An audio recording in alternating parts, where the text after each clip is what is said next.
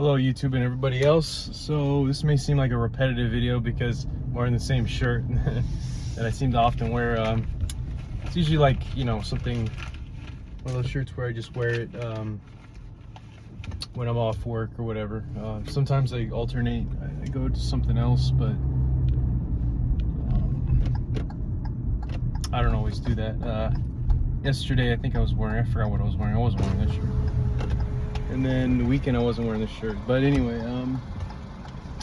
it's just kind of odd. It's like, I feel like by a certain time or whatever, I'm wearing this shirt or something. Anyway, it's enough of this shirt. But I just did a 5-mile run. I'm drinking a Jocko.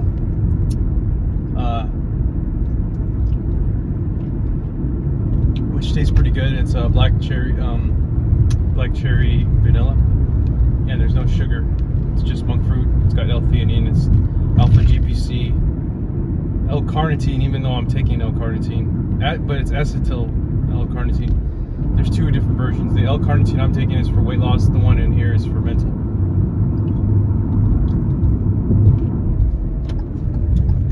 So yeah, I just finished that up.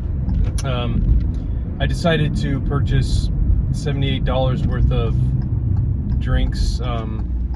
Which is like a 18 pack of another 18 pack of LMNT, and then another 18 pack of the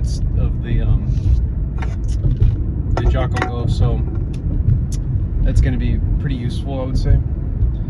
Main reason is because I'm finding that, like right now, it seems like every week now I do like a 2-day fast. I want to say like on average now. So like I was telling you, on average, it's still about 1,200 calories. I take in about 1,200 calories a day on average, and that doesn't account for, I'm not talking about how much of a deficit I usually am eating from activities. So I would say from activities, probably about 300 calories deficit every day on average.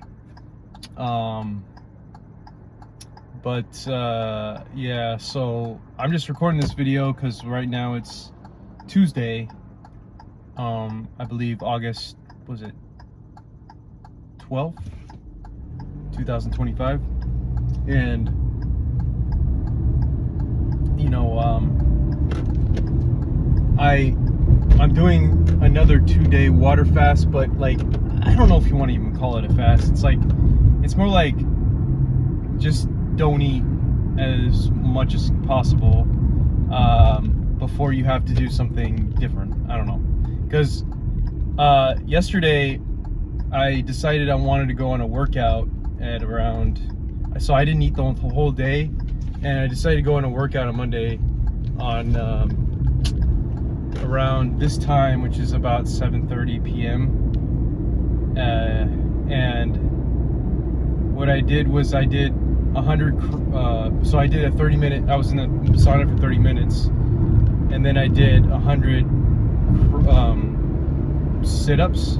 They're like incline sit-ups, and it was brutal. Like, I felt like my abs were being like torn apart, and I was like, am I really gonna do this? Like, I'm just not gonna eat at all. It doesn't make any sense. So I basically prepared about 350 calories worth of protein.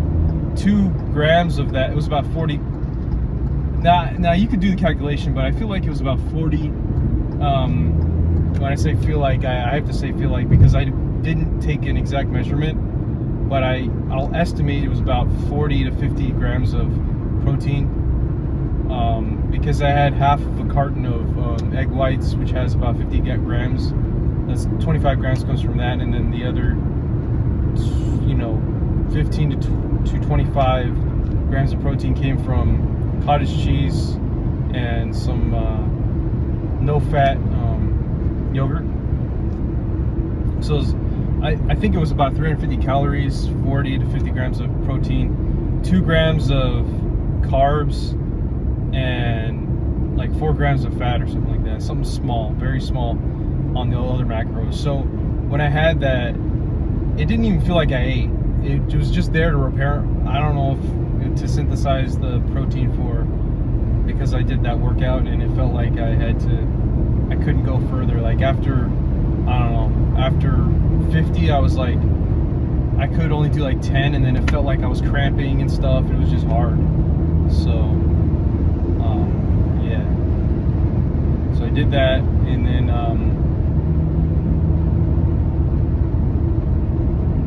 what else?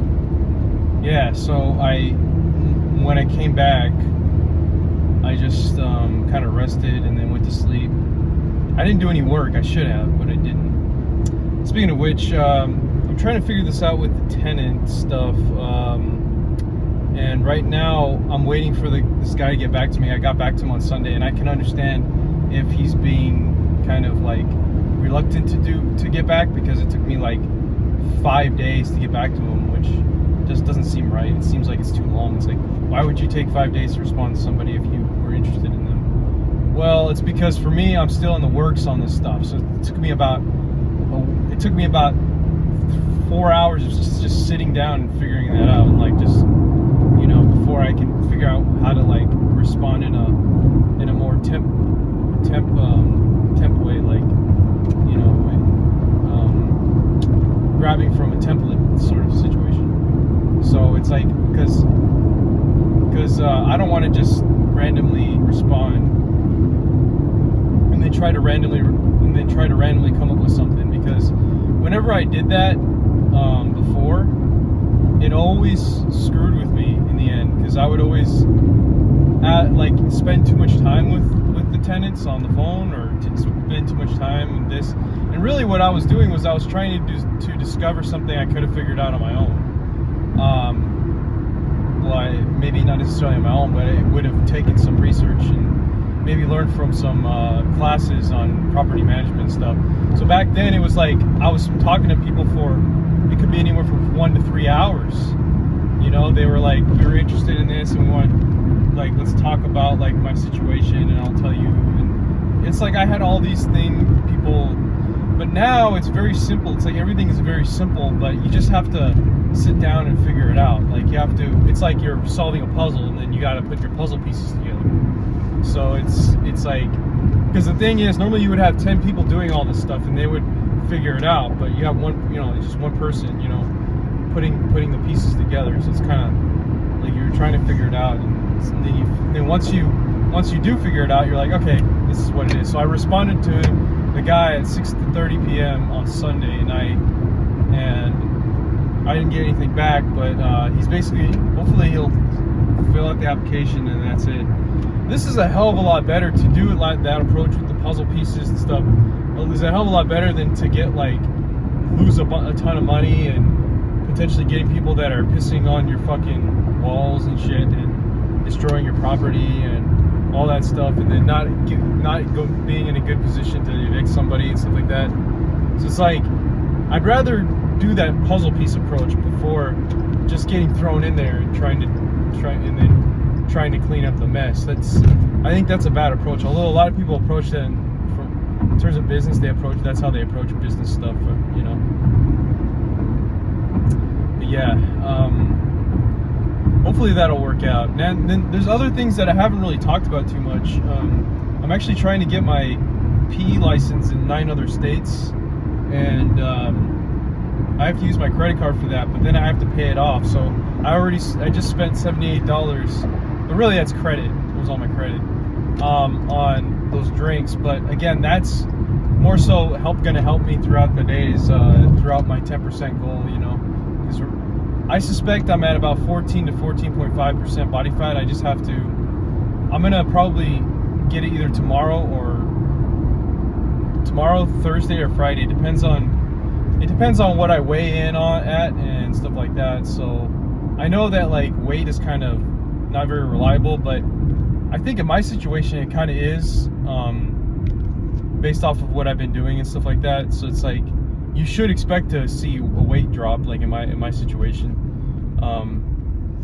just because like muscle growth is more of a it's not so much of a cutting thing, but more of a what do you call that, a bulking thing. So it's like, you know, I should expect to see weight dropping to some extent. maybe not that drastic, but just a little bit, you know. So for me, I want to see that go down, and I have been over the weeks. Like last week, I saw was 157.4, 157.2 pounds, and that's pretty low. Because the lowest I've ever been since the last 10 years, or even 14 years, was well, since I was probably about 14 or 15, was back when I did my 7-day fast, and that was 156.8 pounds. So, you know, obviously back then my body fat percentage was a lot higher at that same weight, but because I know I wasn't seeing abs or anything like that. But and I thought I was fat too, like I was thinking I was a little chubby or something. But because I would monitor my weight, and I'm like, okay, I always felt safe at 155 pounds. That was always me. I was like, I'm safe at 155 pounds. That was like during my age 14, 15, and I was like frequently checking my weight at that time.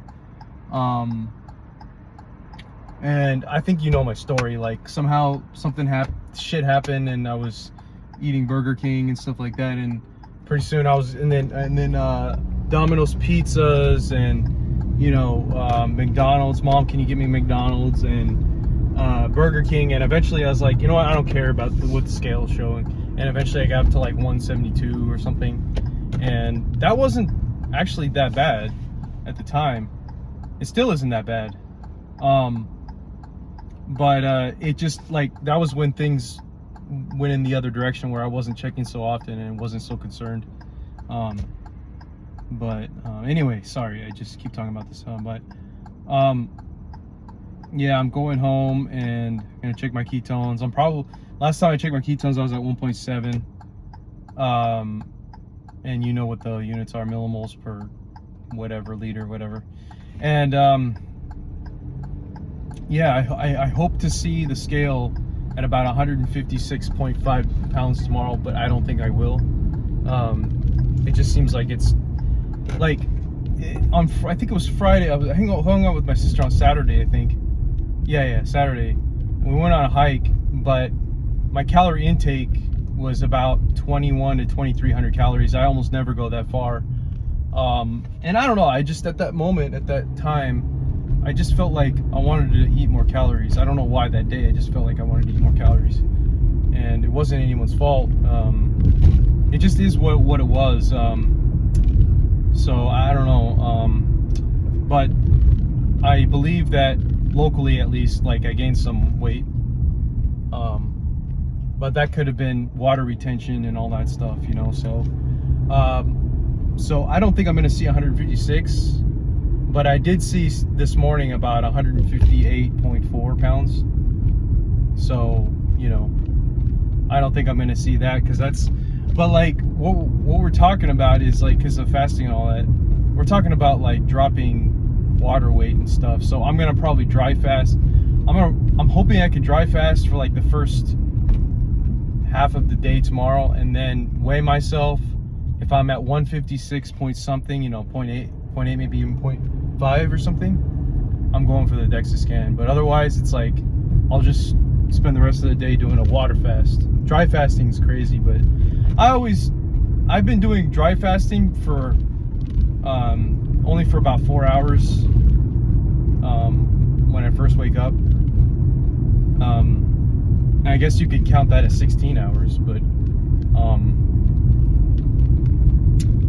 pretty much like once a week, you know, like, so I won't, like, I don't know why, just like it was just it's basically incidental. It's usually like I'm working, like I'll be so tired that I sleep in, and then I have to wake up and just start doing the trusses or whatever, and I'm like, dude, just wait until, and then pretty soon it's like 12 or 1 p.m. and I'm like, oh fuck, I gotta go downstairs. And then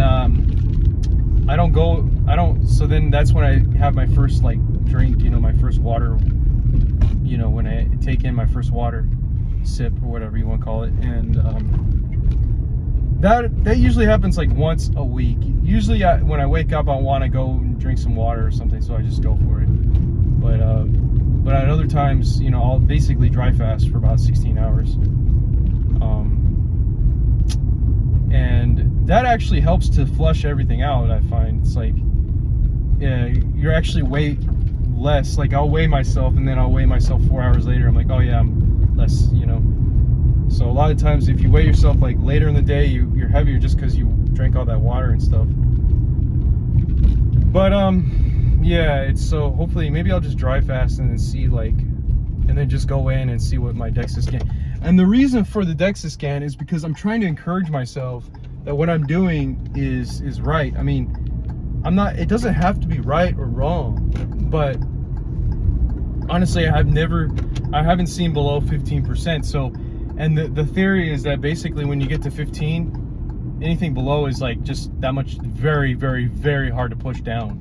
So I don't know if I go in and I see something above 15, because I told you 2 weeks ago, I think it's already been 2 weeks now, that I went in and I saw 15.8%, right? But, and like I said, like my weight has been dropping based off of what the scale's saying, and you know, my abs haven't been just going away, and you know, it's not like I'm losing strength or anything. So, you know, so I don't think it's muscle loss, but it could be muscle loss. I don't think so, but you know, it's like, so you know, it's like one of those things where I really wanna see, because if I see that I'm, you know, even especially if I see that I'm 17 or back at 18 or whatever, it's like, oh, okay, well, something definitely isn't working.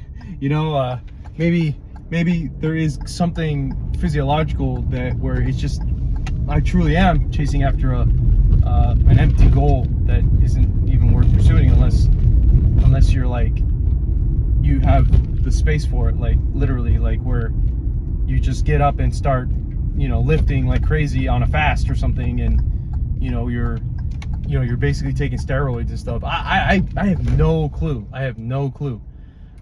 Maybe my body just never wants to go below 15. 15%. I don't know, because like I said, everybody says 15 is like where you want to be, and wherever, like that's like the maximum, and then beyond that is like just you're just chasing after, you're basically chasing after like a lottery ticket in a way. It's like very, very hard, very, very hard. So if I see something like 14 to 14.5% body fat, you know, then I know that I'm doing things right, and I'm just gonna keep going at it. But if I see something different, I might. So this is the reason why I want to do it as soon as I can, because it's like I want to be able to see what my true limits are, you know, because true limits are like, you know, are different, right? So than like what you would perceive as a limit. Like case in point, like you know, you would never think that you can jump up that, like do a few laps running something, and then pretty soon you're running it, and you know, you're doing the impossible, or what seemed to be the impossible. So, but this is a true limit, because obviously you have to survive, right? So you have to have a certain amount of fat, but we'll see. So thanks for watching.